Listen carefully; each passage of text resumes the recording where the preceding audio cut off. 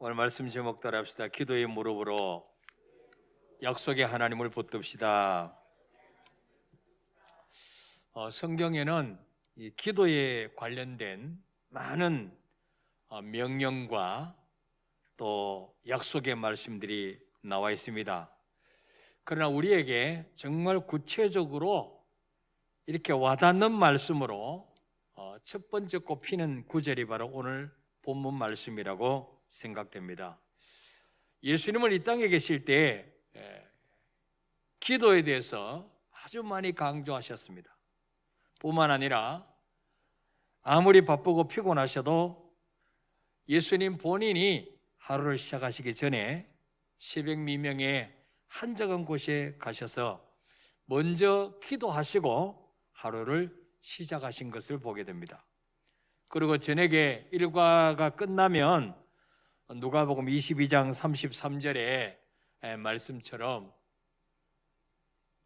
잘못 적었네요. 습관을 따라 감람산으로 가셔서 거기서 기도로 하루를 마무리하신 것을 보게 됩니다.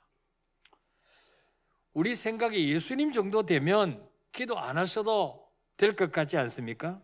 그런데도 예수님은 기도의 본을 보여주셨습니다.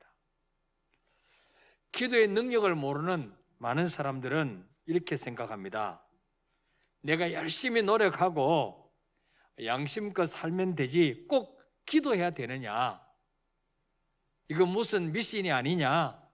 이 기도는 무슨 요행을 바라는 것 아니냐? 이렇게 생각하는 분들이 있습니다. 여러분, 내가 열심히 노력하고 애쓴다고 다 받을 수 있으면 기도할 필요가 없죠. 요한복음 3장 27절에 보니까 만일 하늘에서 주신 바 아니면 사람이 아무것도 받을 수 없느니라. 인간의 노력으로 다 되면 누가 기도하겠어요? 누가 예수 믿겠어요? 하늘에서 주신 바 아니면 사람이 아무것도 받을 수 없다 그랬어요. 시편 127편 1절에도 여호와께서 집을 세우지 아니하시면 세우는 자 수고 헛되고 여호와께서 성을 지키지 아니하시면 파수꾼에 끼어 있음이 헛되도다. 우리 노력으로 되는 게 아니라는 거죠. 잠언 16장 9절에도 사람이 마음으로 자기 길을 계획할지라도 그의 걸음을 인도하시니는 여호와시니라. 우리가 기도 안 해도 열심히 살면 행복하고 성공할 것 같으면 예수님이 왜 기도하라고 하셨겠습니까? 예수님도 그렇게 사에게 분주하시고 너무 피곤하셔서 잠시 배를 타고 갈릴리 바다를 건너는 동안에도 배 고무를 베시고 주무실 정도로 그렇게 스케줄이 바쁘고 피곤하셨는데도 왜 새벽 미명에는 꼭 한적한 곳으로 가셔서 기도하셨을까요?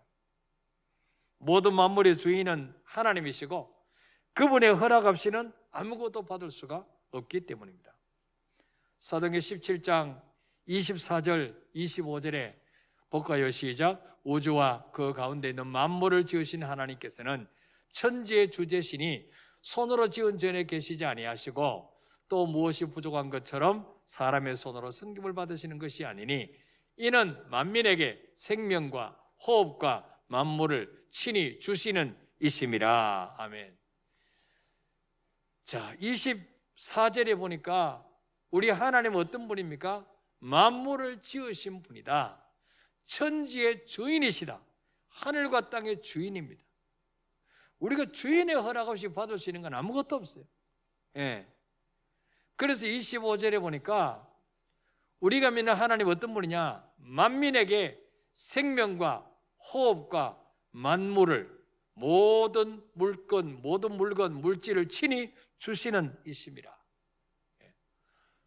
호흡마저도 다 주의 것이니. 찬양 얼마나 잘합니까? 호흡도 주의 것이에요. 내가 오래 살고 싶다고 사는 게 아니죠. 자, 우리가 열심히 아침부터 저녁까지 돈 벌러 다니는데 재물 또 하나님 주셔야 돼요. 신명기 8장 17절 18절에 읽어볼까요? 시작. 그러나 네가 마음에 이르기를 내 능력과 내 손의 힘으로 내가 이 제물을 얻었다 말할 것이라. 내 하나님 여호와를 기억하라. 그가 내게 제물 얻을 능력을 주셨습니다. 아멘. 많은 사람들이 내 능력과 내 손의 힘으로, 내 노력으로 제물을 얻었다, 그렇게 생각합니다. 그런데 하나님은 아니야. 네 하나님 여호와를 기억하라. 그가 네게 제물 얻을 능력을 주셨습니다. 하나님 우리에게 제물 얻을 수 있도록 생명도 주시고 건강도 주시고 직장도 주시고 거래처도 주시고 수금도 되게 하시고 그려 얻을 수 있단 말이죠. 기도하지 않는 사람은 하나님이 이 모든 것이 주인이라는 것을 안 믿는 사람이에요. 그러니까 하나님이 허락 없이도 자기 노력으로 원하는 것을 얻을 수 있다고 생각하기 때문에 기도를 안 하는 거예요. 자, 여러분이 하나님 같으면 하나님의 허락 없이도 자기 노력으로 얻을 수 있다고 생각하는 사람에게 여러분 좋은 거 주시고 싶겠습니까? 택도 없죠. 그래, 네 힘으로 한번 살아봐. 절대로 안 주실 것입니다. 그래서 예수님은 오늘 제자들에게 구하라, 찾으라, 두드려라, 그렇게 명령하신 것입니다. 오늘 본문에서 예수님 우리에게 가르치시는 핵심이 뭘까요? 첫째로 따라합시다. 힘써 기도하라. 자, 7절 읽읍시다. 시작. 구하라, 그리하면 너에게 주실 것이요. 찾으라, 그리하면 찾아낼 것이요. 문을 두드리라, 그리하면 너에게 열릴 것이니. 아멘. 자, 이 7절 말씀을 여러분이 자세히 이렇게 읽어보면 어떤 느낌이 듭니까? 가만히 점잖하게 앉아있는 느낌입니까? 아니면 부지런히 열심히 움직이는 것 같은 느낌이 듭니까? 열심히 움직이는 것 같죠. 구하라, 찾으라, 문을 두드리라. 점잖하게 가만히 앉아있는 상태가 아니에요. 뭔가 얻으려고 열심히 부지런히 움직이는 그런 느낌이 들죠. 정말 무엇인가를 얻기 위해서 간절하게 열심히 움직이는 역동적인 모습이 이 말씀 속에 느껴지지 않습니까? 하나님은 우리의 소리만 들으시는 것이 아니라 우리의 마음의 중심을 보시는 것입니다. 얼마나 간절한 마음으로 주님을 찾는지, 얼마나 하나님의 은혜 없이는 내 힘으로 살 수 없다고 그런 마음으로 부르짖는지를 주님은 보고 계신다는 거예요. 그래서 예레미야 33장 3절에도 보면 하나님은 그 시위대 뜰에 갇혀있는 예레미야에게 뭐라고 말씀합니까? 너는 내게 부르짖으라. 내가 네게 응답하겠고 네가 알지 못하는 크고 은밀한 일을 네게 보이리라. 여러분, 부르짖으라 그래요. 부르짖으라. 너무 교양 있는 사람은 부르짖지를 못합니다. 그렇죠? 이게 좀 저속해 보일까 싶어서 좀 이렇게 교양이 좀 부족한 사람으로 비칠까 싶어서, 그래서 물에 빠져서 쭉 가면서도 살려주세요 그래야 되는데 지나가는 사람 보고 저기요 시간 좀 있으세요? 그럼 저 좀 건져 주실래요? 그러면 죽는 거예요. 지금 죽게 생긴데 무슨 교양입니까? 지금 불이 나서 타 죽게 생겼는데 불이야 그러고 뛰쳐나와야지 무슨 교양을 내세웁니까? 정말로 하나님의 도우심이 없이는 살 수 없다고 믿는 사람은 점잖게 기도할 수가 없어요. 지금 정부에서 통성기도 하지 말라 그래요. 주여 외치지 말라는 거예요. 아니 성경은 부르짖으라 그랬는데 주의 이름을 부르는 자는 구원을 얻으라는데 주님 부르지 말라는 거예요. 여러분 성경에 보면요 믿음의 사람 치고 기도하지 않는 사람이 없어요. 다 기도의 용사들입니다. 시편 42편 1절 2절 하면 읽어볼까요? 시작. 하나님이여 사슴이 시냇물을 찾기에 갈급함같이 내 영혼이 주를 찾기에 갈급하니이다. 내 영혼이 하나님 곧 살아계신 하나님을 갈망하나니 내가 어느 때 나가서 하나님의 얼굴을 배울까. 아멘. 자, 이 시편 42편 고라자손들이 이 신데 얼마나 하나님을 사모하느냐. 사슴이, 그 목마른 사슴이 시냇물을 찾게 갈급함 같이 내 영혼이 주를 찾게 갈급하나이다. 내 영혼이 하나님과 살아계신 하나님을 갈망하나니 내가 어느 때에 나가서 하나님의 얼굴을 배울까? 왜 이렇게 하나님을 간절히 갈망합니까? 하나님만 만나면 모든 인생의 문제가 해결되는 줄 믿었기 때문이에요. 내가 언제 하나님을 배울까? 하나님만 만나면 해결 안 될 문제가 없거든요. 여러분, 세계적인 투자가 워런 버핏이라는 분이 있는데 이분과 점심 식사를 하는데요, 경매에 붙여서 경매. 이분과 한 1시간 내지 2시간 점심 식사를 하는데 얼마 정도 내야 되느냐? 2019년 6월 달에 경매가로 47억에 넣었어요. 47억. 씁쓸합니다. 아니, 그분하고 밥 한 번 먹는데 47억을 내야 돼요. 47억. 그것도 하루 종일 있는 것도 아니에요. 불과 한두 시간이에요. 그런데도 많은 사람들이 그분하고 밥 먹으면서 대화 좀 하려고, 투자에 대해서 좀 자문을 받으려고 줄 서 있다는 거예요. 경매를 한다. 경매 제일 많이 내겠다는 사람하고 밥 먹는다는 거예요. 왜 이렇게 엄청난 돈을 들여서 워런 버핏하고 만나라 할까요? 47억을 투자하지만은 그분 만나면 투자에 대해서 더 많은 노하우를 얻을 수 있고 본전 이상 뽑을 수 있기 때문에 그렇게 하는 거예요. 그렇다면 여러분, 하나님과 만나서 대화하는 것이 워런 버핏보다 못하겠습니까? 워런 버핏 만나서 대화하는 것보다 하나님 만나는 게 더 시시하겠습니까? 아니에요. 특히 사업하시는 분들은 새벽에 나와서 기도해야 돼요. 기도하면 하나님이 기도하는 가운데 지혜를 주십니다. 아이디어를 주세요. 그때 적으셔야 돼요. 저는 기도하면서 많은 하나님이 오늘 해야 될 일 생각나게 하시면 기도 눈뜨세 핸드폰에다가 이렇게 메모를 합니다. 왜 예수님이 힘써 기도하라고 했느냐? 하나님 만나면 모든 것 해결되기 때문에, 인간의 힘으로는 한계가 있기 때문에 구하라, 찾으라, 두드리라 그렇게 말씀하신 거예요. 자, 두 번째로 오늘 이 말씀 우리에게 가르치신 교훈이 무엇입니까? 따라서 반드시 응답하심을 믿으라. 자, 구하라. 그러면 너희에게 주실 것이요. 찾으라. 그리하면 찾아낼 것이요. 문을 두드려. 그리하면 너희에게 열릴 것이니.